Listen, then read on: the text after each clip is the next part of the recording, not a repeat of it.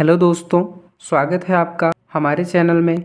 आज की इस वीडियो में हम दोस्तों प्रागैतिहासिक काल, एक प्राचीन काल का जो भाग है प्रागैतिहासिक काल का विवरण देखेंगे। प्रागैतिहासिक का मतलब होता है दोस्तों प्रगतिशील इतिहास। तो इसमें से पहला हमारा पार्ट है पाषाण काल, जो कि हम देखेंगे क्या होता है। भारत में सर्वप्रथम 1863 ईस्वी में पाषाण कालीन सभ्यता की खोज की गई। रॉबर्ट ब्रूस फूट जो भूवैज्ञानिक थे, उन्होंने पहला पूरा पाषाणकालीन उपकरण मद्रास के पल्लवरम नामक स्थान से प्राप्त किया था। पाषाण काल को अध्ययन की सुविधा की दृष्टि से 3 कालों में विभाजित किया गया है। तो पहला है पूरा पाषाण काल, जो 5 लाख ईसा पूर्व से 10,000 ईसा पूर्व तक चला था। और दूसरा है दोस्तों मध्य पाषाण काल, जो 10,000 ईसा पूर्व से 4,000 ईसा पूर्व तक चला था। और तीसरा है नव पाषाण काल, जो 7,000 ईसा पूर्व से 10,000 ईसा पूर्व तक चला। तो इसमें है पूरा पाषाण काल को अध्ययन की सुविधा की दृष्टि से पुनः 3 कालों में विभाजित किया गया है, जिसमें से पहला है निम्न पूरा पाषाण काल। इसमें दोस्तों इस काल में मानव जीवन अस्थिर था, शिकार करके वह अपना भोजन संग्रह करता था। इसका मतलब ये हुआ दोस्तों कि एक स्थान से दूसरे स्थान पर मानव पलायन करता रहता था, कि वह अस्थिर जीवन बिताता था, किसी एक जगह पर घर बनाकर नहीं रहता था। कहीं भी जाकर के शिकार किया, खाया पिया, फिर दूसरे स्थान पर चला गया, वहाँ भी शिकार किया, बस यही जीवन शैली थी। और इस काल के प्रमुख भागों को देखेंगे तो इसमें क्या हुआ था। इस काल के उपकरणों में जो उपकरण यूज हो रहे थे, हैंड एक्स, चापर चॉपिंग एवं पेबुल उपकरण मुख्य थे। इन तीनों को विस्तार से हम अगले टॉपिक में देखेंगे दोस्त। पहले उसके बाद क्या थी, भारत की निम्न पूरा पाषाणकालीन संस्कृति को 2 वर्गों में विभाजित किया गया है। देखते हैं आगे क्या है। यह है चापर चॉपिंग पेबुल संस्कृति। यह संस्कृति क्या थी दोस्तों, यह संस्कृति पाकिस्तान के पंजाब में सोहन नदी में घाटी में सर्वप्रथम प्रकाश में आई, अतः इसे सोहन संस्कृति या सोहन उद्योग के नाम से जाना जाता है। अब बात करते हैं दोस्तों संस्कृति हैंड एक्स संस्कृति की। तो यह क्या थी, इस संस्कृति का मुख्य उपकरण हैंड एक्स है। इसे एल्यूल संस्कृत के नाम से जाना जाता है। इस संस्कृति के उपकरण सर्वप्रथम मद्रास के निकट तीरम पंकम से प्राप्त हुए, इसलिए इसे मद्रासी संस्कृति या मद्रासी उद्योग के नाम से जाना जाता है। अब हम दोस्तों बात करते हैं मध्य पूरा पाषाण काल का। जो पूरा पाषाण काल का दूसरा भाग है वह मध्य पूरा पाषाण काल है। और इस काल में क्या होता है देखते हैं। इस काल में पत्थर के फलक की सहायता से उपकरणों का निर्माण किया गया। मतलब पूरा पाषाण या मध्य पूरा पाषाण काल में पत्थर का उपयोग किया गया।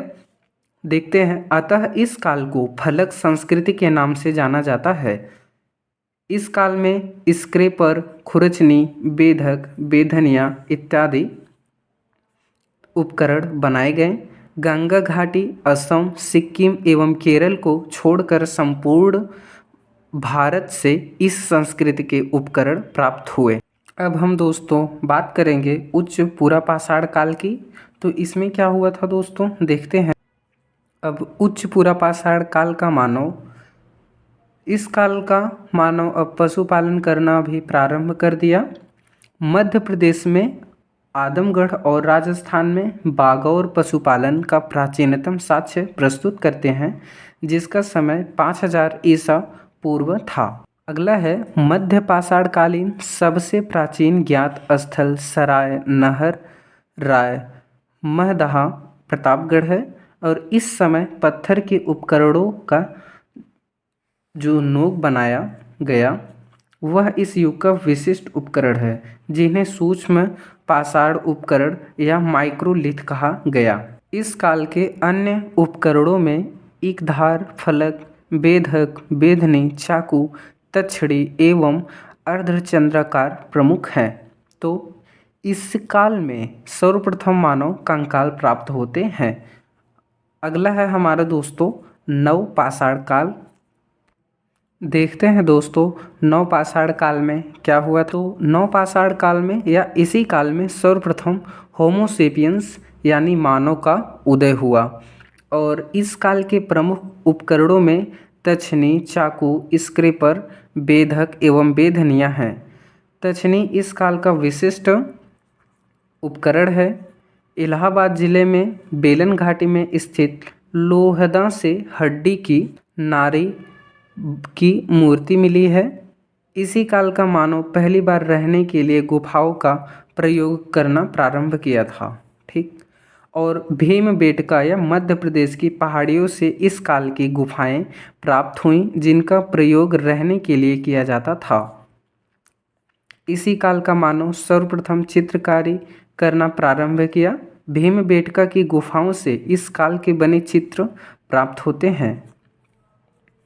मध्यपाषाण काल, नवपाषाण काल को और भी देखते हैं दोस्तों। तो कालक्रम के अनुसार यह युग काफ़ी छोटा है, फिर भी सारे क्रांतिकारी परिवर्तन इसी युग में हुए हैं। क्या हुए हैं? विश्व स्तर पर इस संस्कृति का प्रारंभ 9000 ईसा पूर्व में पश्चिम एशिया में हुआ। पश्चिम एशिया के मानव को जौ, गेहूँ, दलहन, तिलहन आदि के रूप में महत्वपूर्ण खाद्यान्न प्राप्त किया गया और यहाँ की प्राचीनतम नवपाषाण युगीन बस्ती मेहरगढ़ पाकिस्तान में है, जो इस समय कृषि का सबसे पहला और स्पष्ट प्रमाण है। यहीं से मिला था। इस जगह के मानव ने 7000 ईसा पूर्व की कृषि में उत्पादन प्रारंभ कर दिया था। इसी तरह भारत में कोल्डिहवा नामक स्थान से चावल उगाने का प्राचीन साक्ष्य प्राप्त होता है और इसका समय भी 5000 ईसा पूर्व के लगभग आता है। और नवपाषाण काल में स्थिर वासी लोग खेती से परिचित हो गए थे तथा पालतू पशु भी रखने लगे थे। अब दोस्तों देखते हैं मध्यपाषाण काल को। तो यह काल पुरापाषाण काल और नवपाषाण काल के मध्य संक्रमण काल था। वस्तुतः यह काल नवपाषाण काल का अग्रगामी था। इस जगह पर घास से हरे भरे मैदान उगने प्रारंभ हो गए थे और इसलिए खाने पीने के बर्तनों की इन्हें ज़रूरत हुई। अतः कुंभकारी सबसे पहले इसी काल में दिखाई दी, मतलब मिट्टी के बर्तन बनाने का काम। ठीक। आगे है कश्मीर में जिस नवपाषाण काल का विकास हुआ उसे कश्मीरी नवपाषाण काल संस्कृति के नाम से जाना जाता है। बुर्जाहोम संस्कृति के लोग गड्ढे वाले मकानों में रहते थे और बुर्जाहोम से मानव के साथ कुत्ते को भी दफनाने का प्रमाण मिलता है। मतलब कुत्तों को भी, जो पालतू कुत्ते होते थे उनको भी मानवों के साथ में ही उनके डेथ होने पर उनको भी दफना दिया जाता था। इसके कुछ महत्वपूर्ण तथ्य देख लेंगे। महत्वपूर्ण तथ्य में क्या है? रॉबर्ट ब्रूस फुड, जिन्होंने पाषाण कालीन सभ्यता की खोज की, वो एक भूवैज्ञानिक थे। इम्पॉर्टेंट पॉइंट है दोस्तों।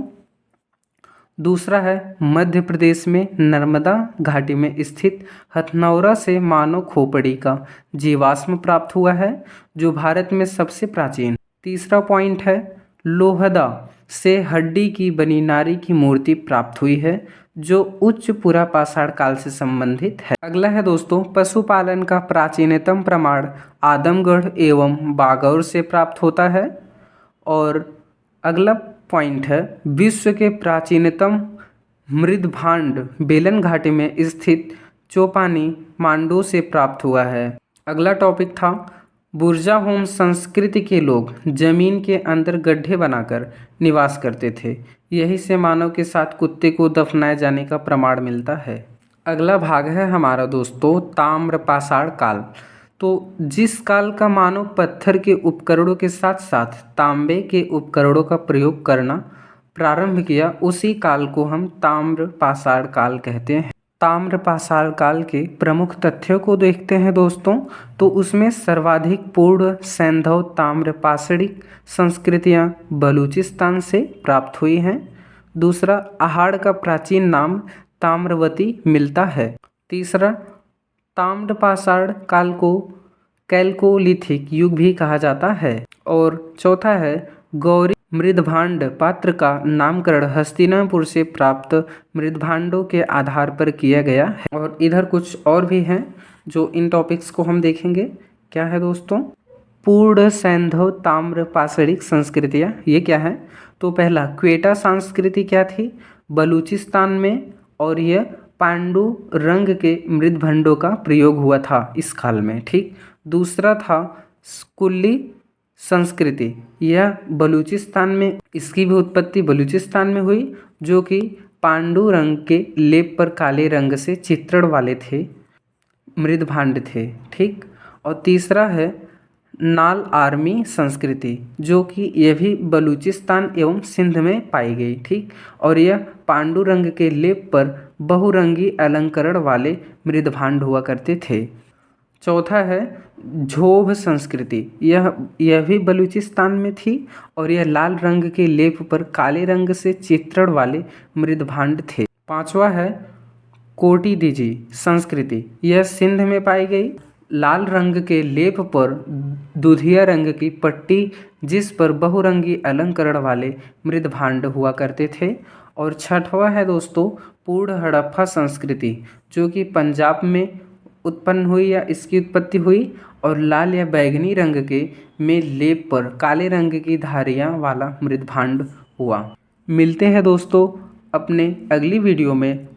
आप हमारे चैनल पर नए हो तो कृपया चैनल को सब्सक्राइब कर लीजिए। डेली आपको इतिहास से संबंधित जानकारियाँ इस चैनल पर दी जाती रहेंगी।